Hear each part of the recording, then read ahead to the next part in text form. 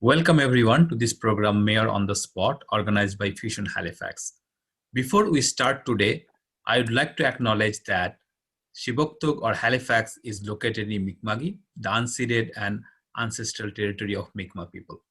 As treaty people, we all have the responsibility to uphold the peace and friendship treaties. It is also important to recognize the African Nova Scotian community as we work to address systemic injustice and inequities. About Fusion Halifax is a volunteer-run non-profit organization active in Halifax community for the last 13 years. Fusion believes young leaders have an incredible valuable part of our community. Fusion's purpose is to empower young professionals so that they can connect, grow, and thrive to improve our communities. We represent approximately 3,000 young professionals living and working in HRM across various sectors and career stages. We're happy and thank you, Mayor candidate Max Taylor, for joining us today. Young professionals of Halifax would love to hear from you. Now I hand over to Caitlin Lowe to take over from here. Thank you everyone for attending today. And we have Max Taylor who will be answering some questions to help inform voters for the 2020 HRM municipal election. So Max, could you please introduce yourself and some key highlights of your platform priorities? My name is Max Emerson Taylor, and just want to say this right off the bat. Thank you for having me on today. I appreciate it. And number two, if my Wi-Fi is a little bit slow, I apologize. Usually it's good, but today it seems a little bit laggy. But anyway, like I said before, my name is Max Emerson Taylor. I am running initially, my whole platform was all about getting the vote out. It was all about getting young people inspired and enthused about the voting process. Because here's the truth. If the federal government went away tomorrow, you would notice in 2 weeks. If the municipal government went away, you'd notice tomorrow morning. When transit systems stopped working, you'd notice when garbage stopped being picked up, you notice when kids stopped going to school, you would notice immediately. It's very important that young people, especially in university town, care about the municipal election process and they pick the candidate that best suits their needs. That being said, I care about 3 things above all else. There's plenty of issues I care about for sure. I'm trying to talk to different groups to kind of grow my platform as I go on. I'm very open to new ideas. I'm always open to new ideas, but right now I'd like to focus on number 1, affordable housing solutions. People want to live in Halifax, they just can't afford to. Number 2, we want to have better transit systems. Like I said before, I mean, if we make the downtown core so expensive, we're forcing people to the outskirts. And well, oh, did my internet come out? Am I back? Looks like you're good. Okay, sorry about that, my internet cut out. But anyway, so I'll jump right back into it. Like I said, number 2, transit systems. If we're making the downtown core incredibly expensive, it's harder for people to live here, so we're pushing them to the outskirts, but we're not giving them a way to get back home because transit systems don't run in places like Ingrampoort. They don't run in places that are far away. So if we keep pushing people outside of the city and don't give them a way back home, how do we expect them to work here? Not just that, accessibility is ridiculous. We have all these accessible buses, but with way better solutions. I mean, there's no point in spending money on accessible buses when we can have better solutions that are more convenient for people who are differently abled. Number 3, every city in the world needs to address this differently. And Halifax, being an at-risk city, environmental solutions. I mean, little things. I think we'll probably get into some of that here. I hope so. But there's little tiny solutions I like to make that, honestly, you won't even notice in your day-to-day life that will make a huge impact at the end of the year. And that is what I'm all about. Thank you so much for that. Now, what do you believe the primary role of the Mayor of Halifax is, and why are you the best person to accomplish this role?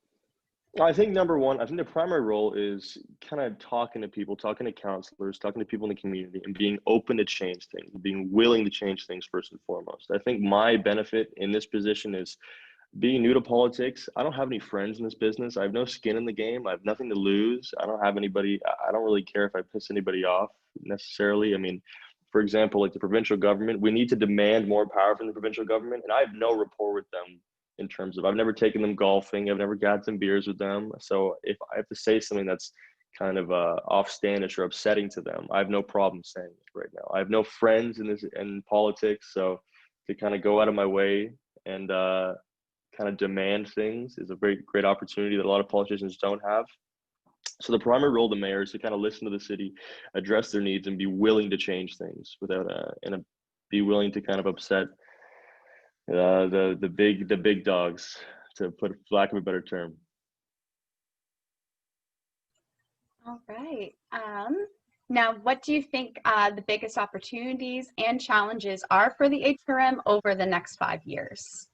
I mean, sorry, I think affordable housing is the number one thing, right? Because we continue to grow as a university city and we want students to stay here after the degree is done. But the fact is, students can't really afford to stay here. And when they finish their degree, a lot of them leave. We want them to, they come in from Toronto, they come in from pretty much all over the world. They come in from New York, they come in from Bangladesh, they're from everywhere. They come down to Dalhousie, they come down to Smear, they come to NSCC, and they want to stay here. They want to make their families here. They want to make this a point of reference because just a testament to Mayor Savage, what he's done with the city. I mean, he's made people want to live here. He's made young people want to stay here.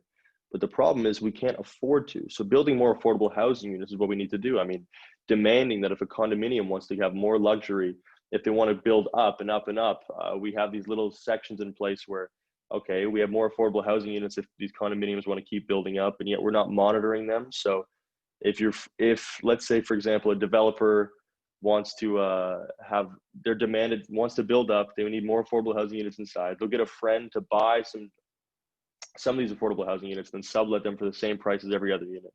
So we need to make sure we're really monitoring affordable housing. That being said too, I think every issue right now kind of revolves around the environment as well. So we need to make sure we're not building units on green space. We have a ton of space right now, like St. Pat's downtown, spaces that aren't being used that we can repurpose to homeless shelters, repurpose to affordable housing. So I think right now the biggest issue as a city, what we're facing is making it comfortable for people to live here, and not so comfortable, or not, I shouldn't say that. We're making it very comfortable for new people to come in who have a lot of money, but we need to focus on making it comfortable for the people here right now.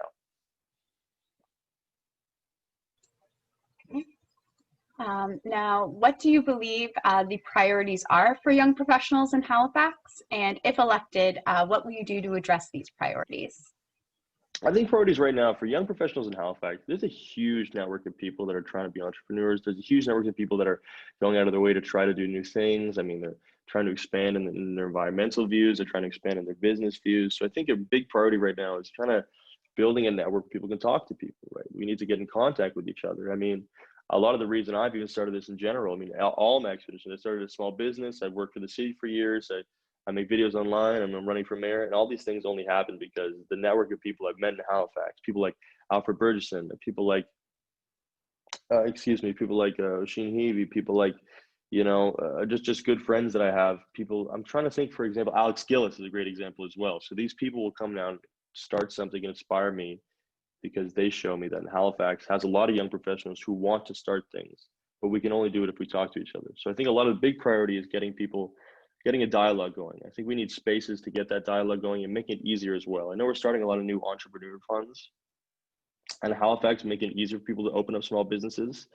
But as a young professional as well, I think we need to get rid of a lot of the red tape issues, because if you're the first time small business owner, which a lot of the young people are, you get scared away very easily because of all the red tape bureaucracy issues, right? Like even starting an ice cream business, I wanted to start it in May last year, and I didn't get the permits done until late June. So it's just, there's all these little tiny things that need to be fixed. There should be a one-stop shop for small business owners.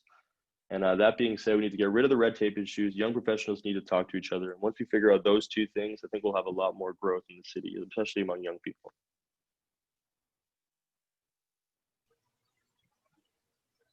My next question is, what are some of the main challenges that COVID-19 has raised for the HRM? And as mayor, how would you navigate this going forward?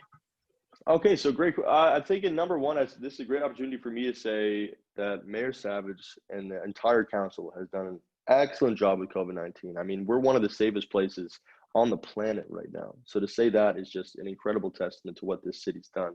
I mean, that being said too, I mean, we're suffering just like everyone else in terms of the economy. So I think a big thing right now is a lot of small businesses specifically are suffering. And this is an issue that I can speak to personally. I mean, I can't necessarily speak to a lot of how big development firms are feeling right now, but I can speak to the small businesses. And I can say this, if small businesses want to make changes or open up, which they should be able to very easily, which would help the economy improve, we need to get rid of the red tape issues. We need to make it easier for them to do things, especially right now. So let's say, for example, you want to open up a small business in Halifax to do some sort of, I'm just putting it out there, like a random example. Like you want to do home mask delivery. You want to do mask deliveries. Well, you have to wait 3 months to start it. Okay, well, how's that going to help our economy if we keep slowing down small business owners? How's it going to help our economy if we keep making it incredibly hard and making people jump through hoops for months and months and months to open up small businesses? So we need to help small business owners make changes within their business. We need to help them open up new businesses so we can continue to employ people. We continue to make the growth happen locally and make it comfortable for people to be here. Not just that, I'm thinking affordable housing as well needs to change. I mean, especially during COVID, we need some sort of rent control option. We need some sort of options to make people stop the growth of rent. Because if you see in Toronto right now, you're seeing a lot of people getting kicked out of their apartments in the middle of COVID, and winter is just about to happen. In fact, I have a chart here right now that says Halifax is the fastest rising rents in Canada, and especially during COVID, that can't happen.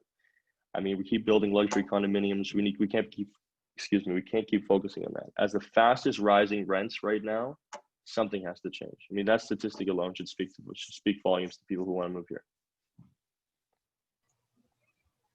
For this question, you have about 3 minutes to respond, so a little bit longer than the rest. But over the past year, there have been many calls for HRM to respond to social and environmental issues, such as climate change, defunding the police, and addressing systemic racism for Black, Indigenous, and people of color. If elected, how will you engage with these and other issues, particularly in partnership with communities? Well, I think here's the truth. I mean, for a long time, these issues, for whatever reason, have been uncomfortable for politicians to talk about. I mean, whether it's because if they make changes, it'll affect industry. If they make changes, it'll affect just little tiny things that the relationships with other big business owners or with other big politicians. I mean, we need to have the uncomfortable conversations, but having them amongst each other as politicians, because let's be honest, some of the biggest names in politics right now in Canada all look like they could be brothers. I mean, they're all big, rich white men. So why does their opinion, why should they be saying what these communities should be doing? It doesn't make any sense. We need to have a dialogue going within these communities. I mean, people like Game Changers in the North End are doing great things down there. I mean, they have ideas that need to be heard, need to be acted upon. I mean, I'm going into a forum with them later on this week so we can get some ideas shared.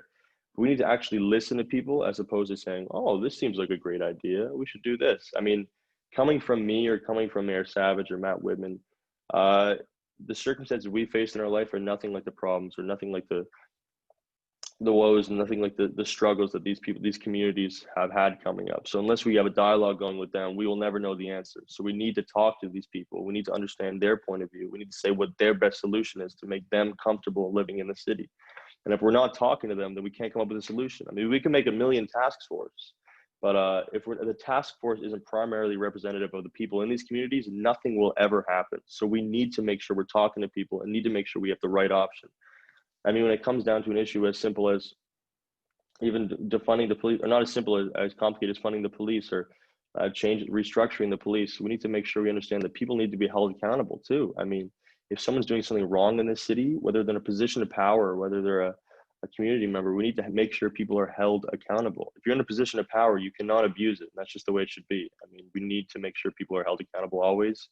We need to get some dialogue going, and we need to make changes that especially right now during COVID, to make sure people are comfortable living in Halifax. Okay, and you've touched on this a little bit earlier in prior responses, but how has your perspective as someone so young and fresh to municipal politics influenced your platform, campaign, and approach to be mayor? Well, I think initially what I wanted to do was I wanted to take 2 weeks to just get the voting out, right? I mean, before I announced any of my ideas for platform, I wanted to take 2 weeks specifically dedicated to make sure people were registered. That's all I wanted to do. Like, fortunately, I guess you could say, where I made kind of speeded up my process, but I got more media attention than I expected. So I had to rush the platform a little bit more. I wanted to articulate it better. But that being said, too, it showed me this. It's a very fast-paced environment, right?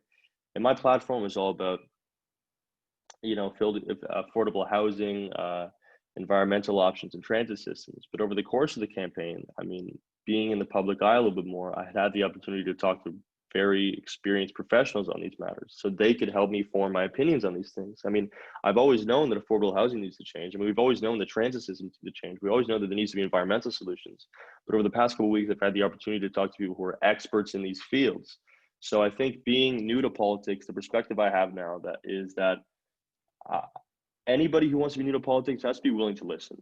And I think right now in politics, if you're in politics for 30 years, for example, you're kind of stuck in the way things are being run right now. Whereas being new to politics or being new to any industry, I'm learning about how things are supposed to be run. So I mean, I have an open mind going into everything. I have no friends in politics. I don't care who I upset, which apparently has been more people than I thought. But it's just you have to have an open mind, and I think the younger generation right now, Gen Z, Gen X, we have more of an open mind than people expect. So we need to make sure our voices are heard, and in the university town, our issues matter. So we need to get them out there. And then my last question is, if you could accomplish 3 things as the mayor of Halifax, what would they be? 3 things. Number 1, I'd have better environmental solutions. I think that's a big umbrella term, so this might be a cheating answer, so I'm sorry, but within that term, I'd like to have some things that are implemented that people wouldn't even necessarily notice that would help the environment way more. For example, in residential areas, if we lowered the speed limit even 10 kilometers, you don't need to go 50 down a residential street. Nobody does. That doesn't make any sense. If we lowered that, the accumulation of all these little neighborhoods having lower speed limits would be massive to saving the environment. Massive. I mean, if we look at the fumes they put into the air, it just saves a ton of things. So I want to implement many little tiny strategies for the environment. Number 2, I want to have better affordable housing solutions. And in Halifax right now, especially during COVID, I think it can be done. I think even Mayor Savage is saying it too. Matt Whitman's saying it too. I mean, it can be done because everyone on council is on the same page. So if we continue to put pressure on the provincial government, they can kind of unhandcuff us in a sense because we don't have that much power when it comes to changing certain things or getting more funding for affordable housing. So I think I definitely want to put pressure on the provincial government to give us more power to make more options for affordable housing. And number 3, for transit systems, I want to change that right now. For example, I know a girl who lives in Bedford who has to take multiple buses to get to her NSCC campus. She should be punished for wanting to pursue a higher education.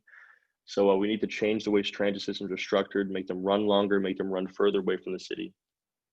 So as just a statement to sum it all up, number 1, I want to have better affordable housing solutions, better transit systems, and better environmental solutions. Those 3 things. If you look at all my options, you look at my website, maxormayo.com, you can find out more, but just remember those 3 things in the back of your head, anybody watching. Well, that concludes at least all the questions that we have. I would just like to remind every eligible voter within the HRM that online, phone, and mail voting has already started. Advanced voting will be October 10th and October 13th. And the voting day will be October 17th. So make sure you get yourself informed and go vote.